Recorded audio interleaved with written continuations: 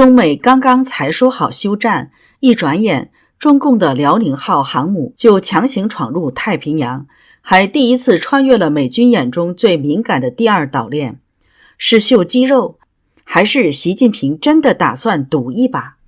美国防长直接警告，中共是美军的步调威胁，也就是说，美军现在的每一步都得盯着它来走。但更诡异的不在海上，而在北京。人民日报突然沉默，分管台海的评论员被调走，评论权限清口，整个舆论场只剩4个字：强军备战。这不像是新闻操作，更像是战争前的收声。习近平是在虚张声势，还是真的打算放手一搏？这里是希望世界要闻透视，我是王潇。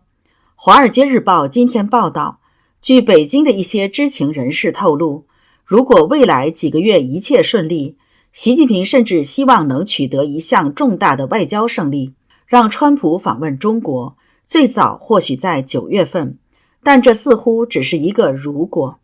尽管川普表示他已接受习的邀请，但具体时间或其他细节尚未确定。更重要的是，过去1个月跌宕起伏的局势表明，如果任何一方采取了另一方认为具有挑衅性的行为，紧张局势就可能迅速升级。这意味着，即使当前的贸易休战得以维持，达成可持续的美中经济协议的前景依然渺茫。在一些双方都很看重的领域，两国仍在朝着更广泛脱钩的方向发展。更主要的还是习近平权力似乎很不稳定，中南海的政局走向难以预测。如果是这样的话，习近平为拿回自己的权力发动战争似乎是他最后的底牌。原中国媒体人赵兰健6月10号发文称，人民日报高层的神秘变动不是换人那么简单，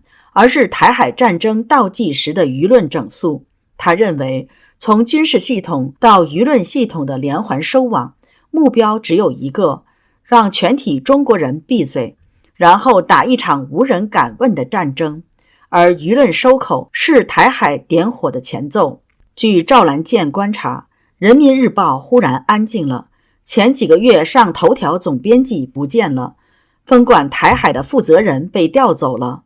评论口突然统一用强军备战、统一思想几个词，这就是信号。中共海军近期确实频繁异动，他的2个航母战斗群最近先后穿过日本专属经济区的海域，辽宁号还第一次越过第2岛链。日本共同社分析指出，北京似乎是为了确立制海权，加强了由日本伊豆诸岛和美国关岛等构成的第2岛链周边的活动，目的是制约美方。日本防卫大臣中谷元6月10号警告说，山东舰和辽宁舰2艘航空母舰正在太平洋展开行动，显示北京军事活动的不断扩张。北京前律师、民阵加拿大主席赖建平指出，他第一次所谓的通过这个岛链，而且选择中美正好在谈判的时候，其实中共是在告诉全世界，也告诉他的中国粉，我们很强大了。现在美国在贸易谈判上，在经济技术，在各个领域都要求我们了，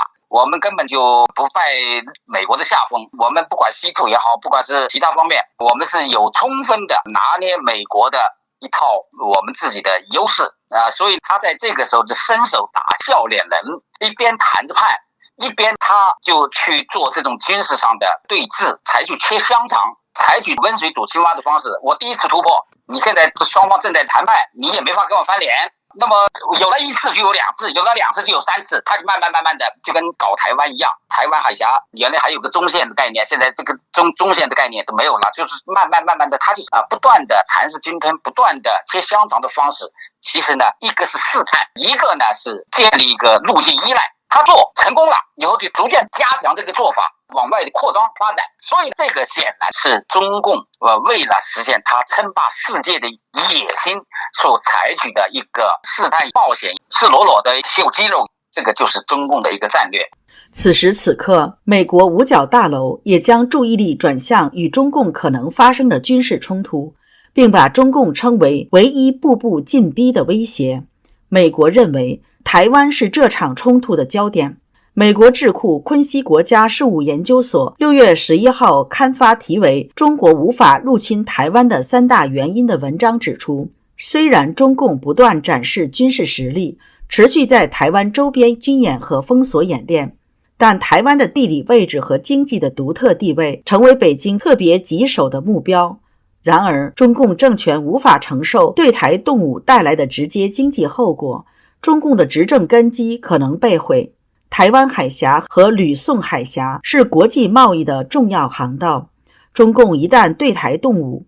将严重干扰通过这些航道的全球贸易。从地缘政治角度来看，中共还得面对来自全球南方国家与金砖国家的压力。全球南方国家通常代表非洲、亚洲、拉丁美洲和加勒比海地区等所有发展中国家，金砖国家则是巴西、俄罗斯、印度、南非、阿拉伯联合大公国、伊朗等国。由于北京目前正积极拉拢全球南方国家和金砖国家，如果台海冲突阻碍他们的贸易，可能会造成中共的外交灾难。中国经济也是一团糟，房地产危机持续发酵，内需低迷，中共最大的钱袋子对美出口又受到贸易战不确定性的威胁，失业率高企不下，老百姓随时可能造反。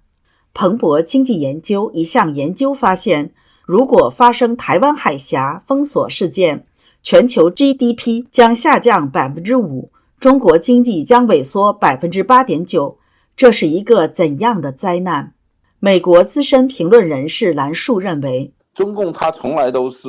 软的一手和硬的一手并举。什么叫统战？它又要统又要战，统就是它软的一手，战就是它硬的一手。中共从来都是玩这两手，软的一手就是用欺骗，硬的一手就是战争，谎言和利益就是它的统，军事行动就是它的战。统战从来都是中共的两手。当年他用这两手打败了国民党，夺取了中国大陆的统治权。今天他仍然是用这两手对付西方世界。所有的这些东西都是老一套，但是呢，这个利益和谎言它就会让很多西方人，就是被列宁当年称为西方的那种有用的傻瓜 useful idiots。 西方就是有这种人，他就会被他利用，他就乐于被他们利用。最后一个是利用，一个是怕。如果是中共不搞威胁的话，那么西方的很多人他也不会害怕，所以他又打又拉，用这两手在全球进行扩张。不过中共能发动战争吗？如果他的高层将领都不能摆脱险恶的政治战场，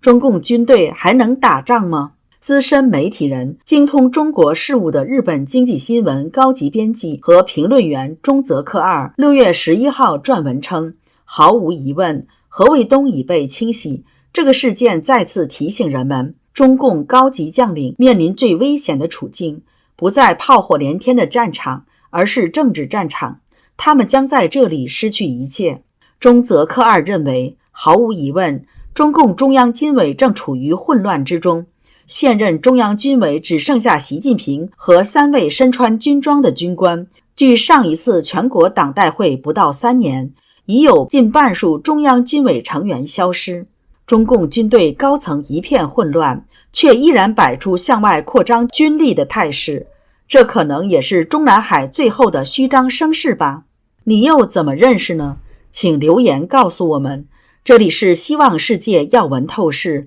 感谢你的陪伴与思考，请订阅、分享并打开小铃铛，一起在动荡中坚守真相，在黑暗中点燃希望。